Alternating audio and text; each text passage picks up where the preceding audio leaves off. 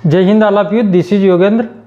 और आज की वीडियो में हम देखेंगे हमारी क्लास 12th की जो विस्टास बुक है उसका जो चैप्टर फर्स्ट है द थर्ड लेवल, उसके 5 इम्पोर्टेंट क्वेश्चंस को जो 2025 की एग्जाम में हमारे लिए बहुत इंपॉर्टेंट होने वाले हैं। पिछले वर्ष इसके 6 इम्पोर्टेंट क्वेश्चंस दिए थे, पहला क्वेश्चन ही उसमें से आ गया था। पिछले वर्ष का वीडियो आप जाकर के चेक कर सकते हैं। तो चलते हैं सीधे इसके क्वेश्चंस पर। पहला क्वेश्चन है हमारा, would Charlie ever go back to the ticket counter on the third level? क्या जो चार्ली था वह फिर कभी टिकट काउंटर पर, तीसरे तल के टिकट काउंटर पर गया था टू बाय टिकट्स, टिकट खरीदने के लिए, टू गेल्सबर्ग के लिए टिकट खरीदने के लिए क्या तीसरे लेवल पर फिर से चार्ली गया था? For himself and his wife, स्वयं के लिए और अपनी पत्नी के लिए। तो आंसर है इसका no, he would never go back to the ticket counter. नहीं, वह टिकट काउंटर पर नहीं गया था। ऑन द थर्ड लेवल, तीसरे तल के, to buy ticket to Galesburg के लिए टिकट खरीदने के लिए, for himself and his wife, स्वयं के लिए और अपनी पत्नी के लिए। आंसर इतना सारा हमने क्वेश्चन में से लिखा है। बाकी अब यहाँ से आंसर शुरू होता है हमारा बिकॉज, क्योंकि the third level was his imagination. तीसरा तल जो था वह केवल और केवल उसकी इमेजिनेशन था, कल्पना था। किसकी? चार्ली की। तीसरा तल वास्तव में था ही नहीं। नेक्स्ट क्वेश्चन है, do you think that the third level was a medium of escape for Charlie? तुम क्या सोचते हो कि जो तीसरा तल था वह चार्ली के बचने का साधन था, बचने का माध्यम था? वाई? और ऐसा सोचते हो तो क्यों सोचते हो? तो आंसर है इसका yes, in my opinion third level was a medium of escape for Charlie. हाँ, मेरी राय में जो तीसरा तल था वह चार्ली के बचने का माध्यम था। He wanted to spend his childhood in Galesburg, क्योंकि वो अपना बचपन गेल्सबर्ग में बिताना चाहता था। एंड मोस्ट प्रोबेबली, और शायद, he was not happy with the city life, और वह शहर का जो जीवन था, सिटी लाइफ जो थी, उससे वो खुश नहीं था। His roaming down into imaginary third level, और वह घूमता रहता था अपनी कल्पना में, और कल्पना में था उसके third level. At Grand Central Station, Grand Central Station के, was only a daydream wish fulfilment, वह उसके लिए केवल दिन में देखा गया ख्वाब था, इच्छा थी कि वह पूरी हो। नेक्स्ट क्वेश्चन है, what do you infer from Sam's letter to Charlie? Infer यानी मतलब निकालना। तुम क्या मतलब निकालोगे? सैम का जो लेटर था जो चार्ली को लिखा गया था, उस लेटर का तुम्हारे लिए क्या मायने है, क्या मतलब निकालते हो, क्या समझते हो? Sam's letter made the story more charming. Sam का जो लेटर है वो कहानी को और अधिक सुंदर बना देता है, चार्मिंग बना देता है। एंड मोर अनसोल्व्ड क्वेश्चंस अराउंड, और साथ ही कुछ रहस्यमय क्वेश्चन उसमें और पुटअप होते हैं जिनको सोल्व नहीं किया जा सकता है।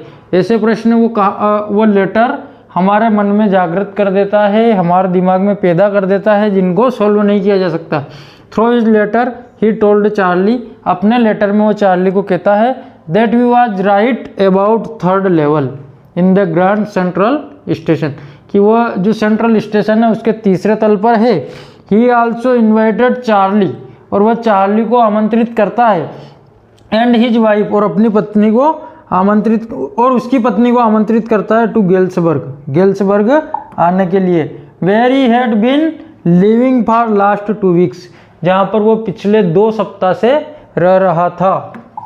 नेक्स्ट क्वेश्चन है, do you see an intersection of time and space in the story? कहानी के अंदर तुम इंटरसेक्शन यानी कि काट या मिलना देखते हैं समय का और गति का।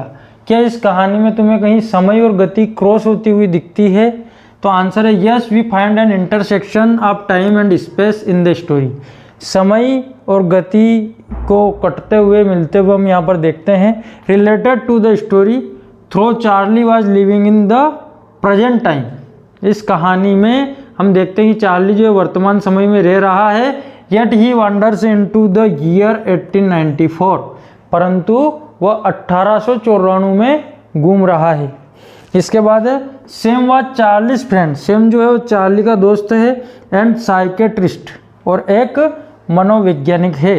His letter to Charlie of date 18 July, और ये जो सेम है ये भी चार्ली को एक पत्र लिखता है जिस पर डेट लिखी होती है 18 जुलाई 1894, वाज आल्सो देयर, वह भी हम यहाँ पर देखते हैं, यानी कि वर्तमान समय से भूतकाल का समय जो इसमें जुड़ा हुआ होता है। लास्ट क्वेश्चन है apparent illogicality sometimes turn out to be a futuristic projection, discuss. स्पष्ट रूप से कोई बात आज हमको इलॉजिकल लग सकती है, अतर्क संगत लग सकती है, परंतु उसमें भविष्य की संभावनाएं छुपी होती है, इस बात पर डिस्कस करो। तो इसका आंसर है हमारा it is true that apparent illogicality sometimes turn out to be a futuristic projection.